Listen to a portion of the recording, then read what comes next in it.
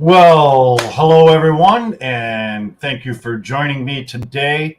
Um, so I didn't really plan on doing a video today, especially a live, but I have noticed some relatively new posts in regards to starting new freight brokerage and acquiring customers and all of these types of things, right? And it seems as though there are some things that need to be addressed. If you yourself are thinking about taking the leap into starting your own brokerage, or maybe you recently started your own brokerage and now you're kind of lost. Okay. So there are several factors that contribute to the high failure rate of new brokerages, and we're going to go over some of those most common pitfalls. Okay. Number one is lack of experience.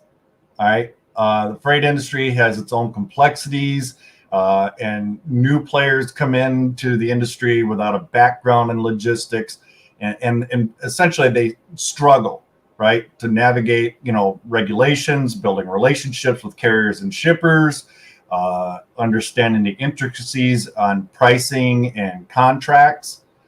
All right. The second most common pitfall is insufficient capital. All right. Now, freight brokerage might seem like a very low overhead business, but you do have some costs that are involved, right? You're going to need money for your insurance, your technology, like your TMS software. You're going to need load board access, right? Just to name a few. And onboarding, whatever you're using, my carrier packets, DAT onboard, RMIS, any of those, those all come with a monthly commitment. Sometimes there's a large upfront cost prior to your regular monthly subscription. Okay. And those can tighten your finances and limit your ability to grow and weather any unexpected challenges. With that being said, in regards to the financial aspect of things, if you don't already have a factoring company, or if you're looking to get a factoring company, because essentially you have you don't have a credit score with New Authority, right? You don't have your days to pay listed or anything. And so that's, again, why we've partnered with Operfi, because they have real world industry experience, and they can help you get your credit score and days to pay in a much shorter period of time, right? They know how to get all of those payments and things reported. Okay. In addition to that, they have a lot of other information, resources, and things that can help you grow and get off the ground.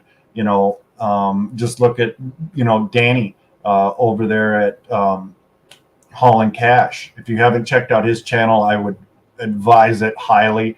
A lot of great information over there.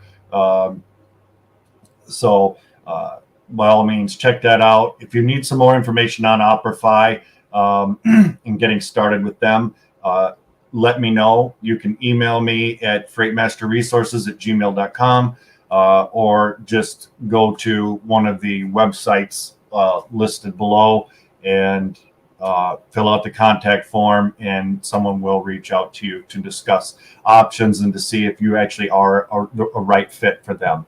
Right. That's another thing that I love about them, is that if they see that, hey, maybe we're not the right fit for you or something, they will tell you that, versus just getting you signed up and you're just another number. Okay. By the way, I do have the live chat open. We'll get through the rest of these pain points for new brokerages.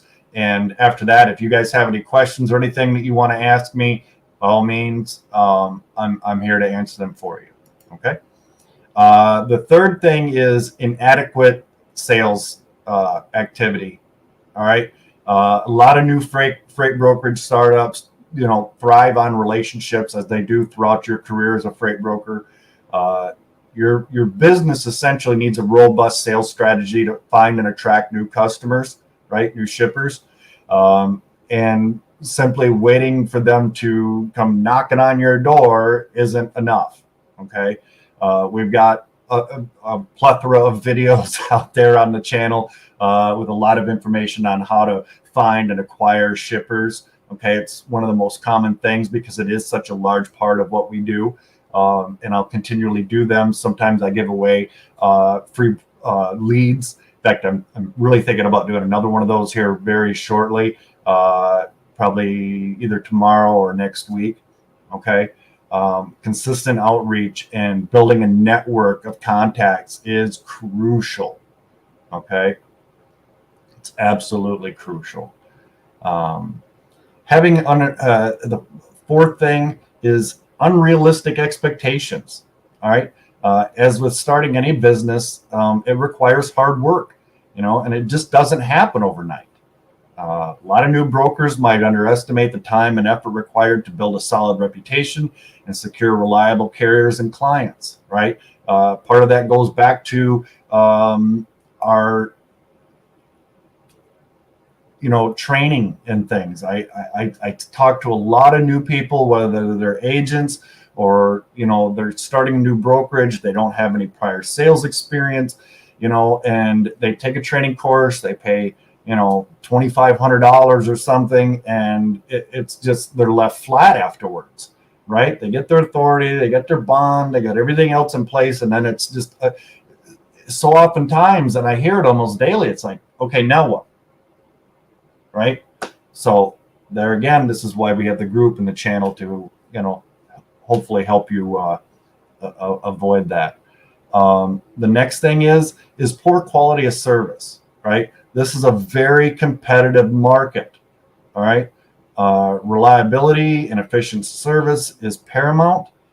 Failing to meet your customers' needs, like missing deadlines or providing unreliable carriers, it really just damages trust, right? And leads to lost business. While you might get that customer and, you start moving a few loads for them, whether it's due to lack of education, maybe having a mentor or somebody there to kind of help you through things, it can be detrimental. And the last thing is limited access to technology. All right.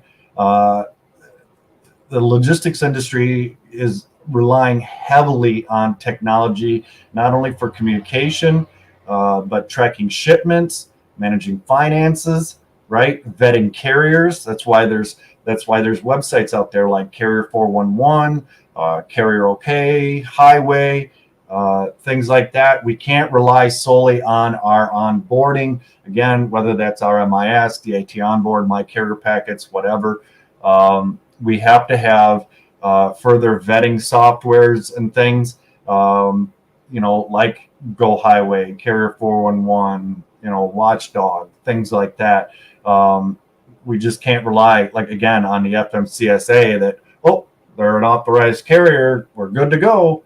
With all the freight fraud and things going on nowadays, that is one of the things that if you don't properly vet your carrier, right? And aside from just having those softwares, it's a good idea to follow up with that carrier and make sure that point of contact is legit, right? That the emails match, which sometimes they don't, right? There are exceptions, but making sure the phone number matches.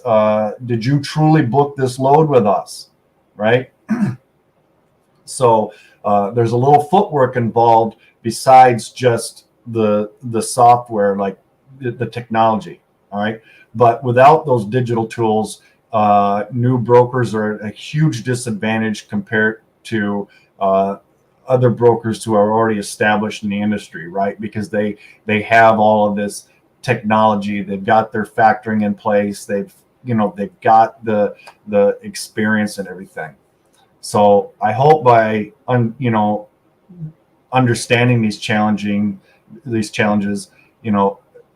for aspiring freight brokers, you can take steps to mitigate these risks and increase your chances for success. Okay. So does anyone have any questions for me? If not, we'll call it a short video, right? And I'll probably see you guys back here tomorrow. But again, if anybody has anything, I have gotten some comments on, some of our more recent videos. Sometimes I get comments on videos from a couple of years ago. But if you guys like these videos and you find them helpful, by all means, don't forget to check out the links below. Really helps out our partners and helps keep the channel going, the group going, and everything, and bringing this information to you.